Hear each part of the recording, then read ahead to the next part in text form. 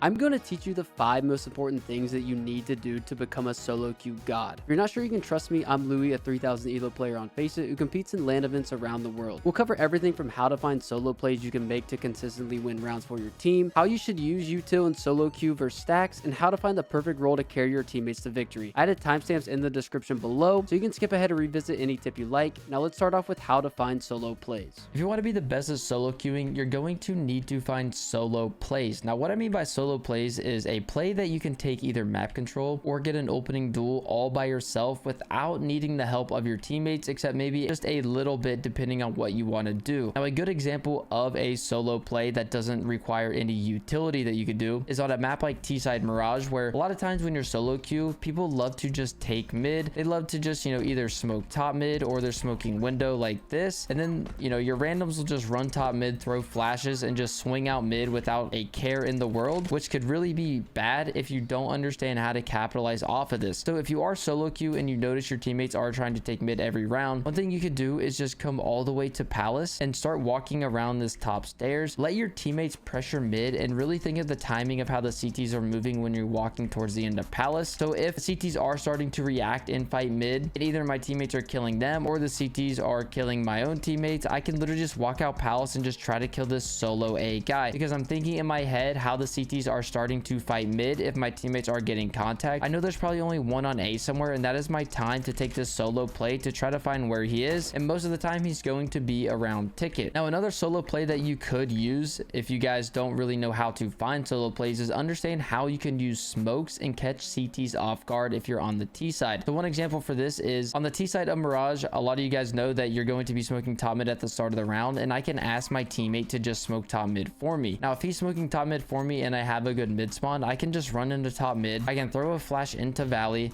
I can molly window and just jump through this top mid smoke, catching anyone out in con just off guard, because a lot of times people want to play like donk nowadays, where they're just coming bottom con and just swinging, holding this smoke. But if I'm just jumping through this smoke, they're not going to expect me, because most of the time people in connector, when they see this top mid smoke, a lot of the CTs will be holding this side of the smoke, or they're going to be holding the right side of boxes. So if I am just coming through this top mid smoke right here and just scaling on this guy, I'm going to get a free kill, which means I'm going to probably guarantee con control, or I can just use my utility and block it off and then tell my teammates to go up cat. So this tip is very important because it's going to help you with consistency, and it's finding your role, and you're going to be able to adapt a lot faster and understand the game more if you're playing at a consistent rate. And what I mean by a consistent rate is maybe you're someone who likes to entry frag on the T side. So for example, if I do like to do that, I'm probably swinging out B apps a lot of the rounds, I'm swinging out mid a lot of the rounds, and I'm probably swinging out trying to scrim out A just with maybe flashes, or I'm just going through the molly on some random rounds to catch the CT off guard, and I'm playing really fast. Now if I was to play fast one game and then the next game I'm just someone slow, maybe lurking around Palace, or maybe I'm just lurking around B apps and underpass, I'm going to notice a shift in my game where I'm not going to be either getting as many frags or as many duels, and I'm going to start to question myself of consistency. But the consistency actually comes from me not playing the same exact role. So you guys need to find your play style and how you like to play, and then you need to master that play style. For me, I'm someone that is like a second entry, more of a lurk, so I like to play a little bit slower, and in the pugs that I like to play fast, where I'm just swinging out mid with flashes, I'm not finding that much success because I'm not used to it and it's not that comfortable. So one thing you guys need to do is find what you guys like to do. Maybe you even like to op and you just want to op around in your pugs, because maybe you just like getting these free kills using this crutch weapon. That is totally up to you. But once you figure out how you want to play, you're going to notice that you're going to be a lot more consistent. Same thing for the CT side. If I'm someone who maybe I like to anchor the B site, I'm going to be able to adapt and figure out how to anchor this site. I'm going to learn how to use the right utility, where I'm smoking off bench and I'm falling back site. I'm going to be learning the most optimal ways how to win the round, and I'm going to help my teammates as a solo queue because I'm being consistent in my playstyle and spots. A solo queue player means you need to be more disciplined, because you're going to be the one that's guaranteeing the round for your team. The one thing that you guys can't do is soft clear. You guys need to be be thorough when you're clearing angles. And a good example of this is, let's say I'm going up cat. One thing I don't want to do is just wide swing everything like this, lazily clear my crosshair and just drag it across my screen. This is how you're going to get killed, and then your teammates may not even be able to trade you. So if you want to have a higher chance at winning the round, you need to be able to clear angles efficiently. So instead of just swinging around dragging your crosshair, you guys want to make sure that you're counter strafing and clearing common angles. So I'm clearing ladder, I'm clearing bricks, I'm clearing the corner, I'm making sure there's no one here, I'm waiting for my team, and I'm just putting in like little counter strafes in here just in case someone is at one of these angles. Now it's a little bit different if you have a timing where, let's say we killed the cat player and we know there's one on B. Obviously I want to just sprint up into sight and try to find this B player with my teammates helping me behind me. But if we know that we want to end B and there's still 2 people alive on B, we haven't killed cat and we haven't killed the site player, we want to make sure that you're being thorough because you want to guarantee this kill. Because if I don't guarantee this kill, especially as a solo queue player, I'm gonna guess that my teammates won't be able to trade them because they probably bought their Faceit level 10 accounts and they're in my lobby for some reason and they're just not going to be able to trade me. So when I'm going up cat, the best thing to remember, and this could be anywhere on the map, even towards jungle or CT, where we're just counter strafing at angles that we know they might be, but we want to make sure that we're being fast with the clears as well. So you want to make sure that you're just stopping real quick, you're leaving space for your teammates to run up behind you, and I'm just putting in little counter strafes just in case someone might be there or someone might want to peek me. And it's something that a lot of pros do where they will anticipate someone trying to peek them and envision in their head where they are. So when they are peeking, they're stopping and strafing, so if they are there, they can react so much faster because they're visualizing in their head. So you just want to make sure that you're adding the counter strafes just to make sure you're clearing at these common angles. And one of the best ways to do that is by playing pre-fire maps. If you guys go on the workshop, I can link them down in the description as well. Your crosshair placement will be really good, and so will your counter strafing, and you'll also be more aware of those common angles where the CTs or Ts might be playing. One of the best tips I can give you guys is to give direction, especially as a solo queue player. Either it's on Faceit, Premier, or you're just playing a competitive game that you want to win. Giving direction will give you a higher chance of winning the round rather than just running around with no idea in mind. And by giving direction, I mean by literally just telling your teammates, hey, let's take mid, or hey, let's run out A, or guys, let's rush B. Giving direction will help your teammates have a end goal in their mind so they know what they're playing for, instead of just starting the round where they're just running out mid and flashing and they're just like, yeah, I'm just gonna go for kills and run up cat. You know, all we killed 2 A players, I'm still gonna run up B with the bomb to get kills. This is something that happens a lot, especially in North America, where people love to play for kills unless there's a direction given. They're almost like AI robots that you have to help them out. Now, when I do mention give direction, I don't mean a backseat game where you're, you know, telling everyone what exactly to do. You want to let them play a little bit so they don't feel restricted. So one example, if I am in a pug on Faceit, which you guys can watch on my Twitch channel, I'm live almost every single day, I would tell my teammates, hey guys, let's take mid, I'm going to smoke top mid. And then once I smoke top mid, I would let my teammates just do whatever they needed to do to take mid. So maybe I would opt in a nice window flash and then a behind box flash, and I would let my teammates just scale out mid. But once we're out mid, this is where I need to give direction again, because there really is no end goal, because all I mentioned was to take mid. So maybe I would say, hey, can someone resmoke window? Let's go take connector. And then I would start to walk up towards connector with my team. Maybe I tell one of my teammates to smoke top con. He's gonna do that. Then I say, let's peek in 3, 2, 1, and then we peek together. This is all simple direction, and it's not backseat gaming. I'm just doing these little things that I can help them out and give them direction, because a lot of people, especially solo queue players, don't have an end goal besides just literally killing someone that is on their screen. Now that obviously is the goal, but if you don't have any goal of taking map control, you're not going to win the round. So this tip is important, especially if you are a support player, and it's how to use utility. So most of the time, if you're in a game with people that are all solo and not even partied up, or maybe there's a duo queue on your team as well, people aren't going to ask for, let's say example, a flashbang. So you need to be able to understand